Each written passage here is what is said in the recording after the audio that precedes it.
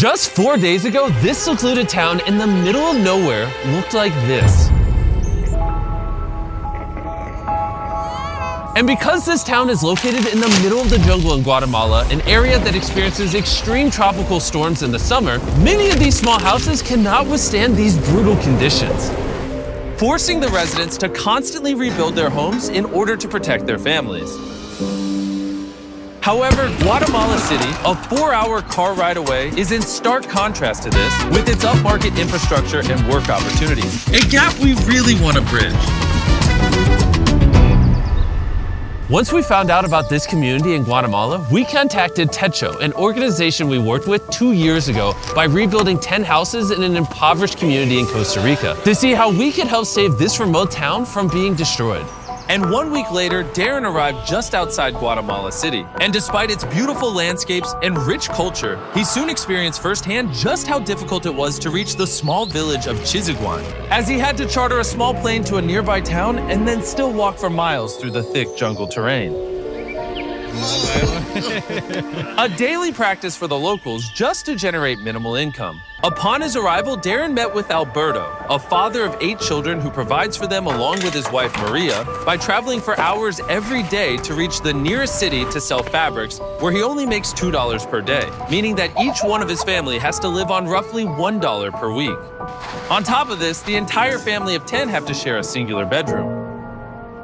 The existing houses that these people are living in are very rudimentary. The floors are made out of dirt, there's no electricity. They have to build fires inside of the houses to cook and keep warm. And on top of that, there's no way for Alberto and the rest of the community to collect fresh drinking water. Todavía llegamos a buscar aguas en los pozos, porque ahí tenemos un pocito que está ahí, pero no nos abastece por la familia que tenemos como no. It is absolutely heartbreaking to witness just how difficult it is for these people to support their families. We want to come and help this community. We want to make a big difference for them. We want to give them a more comfortable and safe environment to raise their families. And so we have got a big plan for all of the work that we are going to do over the next few days with our partner Techo. So in just 4 days, we will be constructing 15 new homes that will have solar panels to provide basic electricity, a sanitation system, concrete flooring, a wood-burning stove, and a rain harvesting system with storage and filtration. In Techo, there are almost 1.5 million volunteers who have passed through the organization. These kinds of activities can change their lives by allowing them to connect with their traditional roots and support these small communities. They help by bridging the gap between those less fortunate than themselves. Early the next morning, with only 4 days to pull off the enormous feat, over 50 volunteers from Techo had arrived in the village to start the construction. And with the lack of roads in this village, Darren and the volunteers had to carry all of the building equipment to the top of the hill, where the new homes are being built, so the next 48 hours are going to be extremely tough.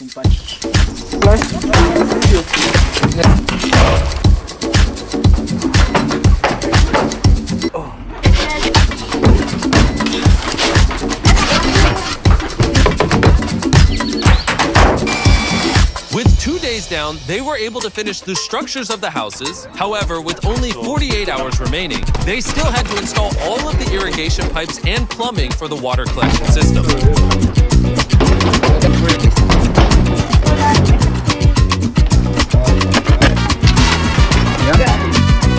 They'll be able to accumulate a lot of water over here so that they've got adequate water available when it doesn't rain. This is a huge upgrade for them. I've never doubted Darren's abilities before, but this one was touch and go. I can't believe it. But they finished just in time before the sun rose to surprise Alberto and all the other families with their new homes. And the children couldn't contain their excitement. Let's cut the ribbon.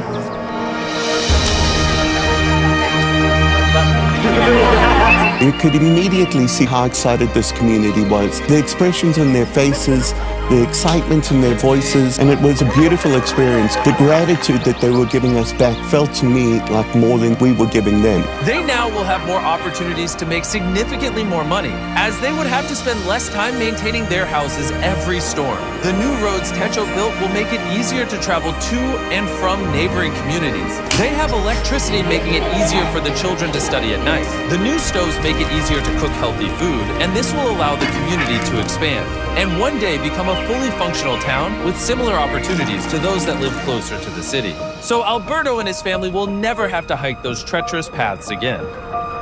Estamos felices con todo. Mi esposa, mis patojos grandes ya están felices. Me sentí muy contento.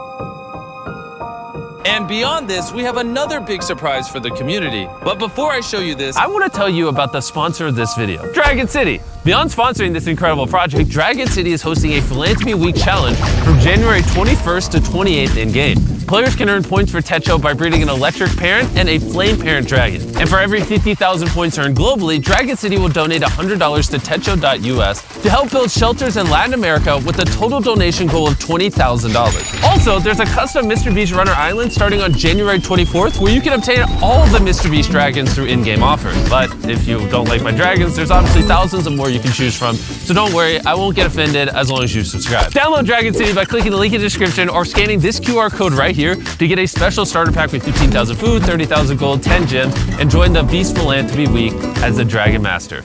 On top of the 15 houses we've built, we are also building a community center, which will serve as additional classrooms for the school, which currently only has 2 classrooms. The woman will use it for training and workshops to learn new skills and to try and find other ways to get a job. The people in this village have opened up their homes, they've opened up their hearts, and they've opened up their communities to us, and we have felt that in this community. Your support on these videos mean the world to me. I hope you guys enjoyed. As always, your eyeballs watching these videos help us help people, but your finger can as well by hitting that subscribe button. So tap it right now and then let us know down below, and get mad at anyone down below that doesn't subscribe. Get mad in a nice way because we support positivity, but mad in enough of a way where they subscribe. Bye.